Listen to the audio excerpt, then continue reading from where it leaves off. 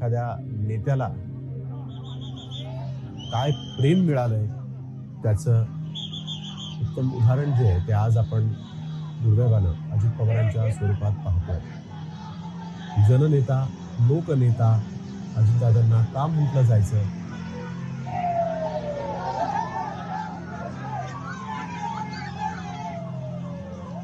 कामाचा माणूस अशी अजित पवार यांची ख्याती.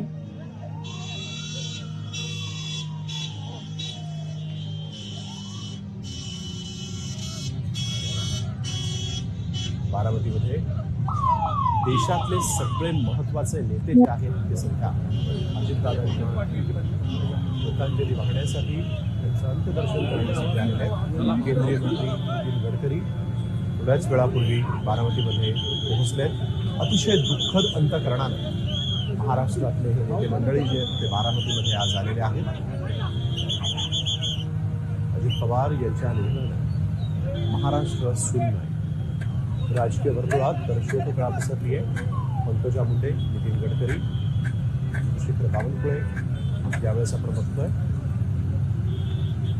अजित पवार यांच्यावर विद्या प्रतिष्ठानच्या प्रांगणामध्ये संस्कार होणार आहेत.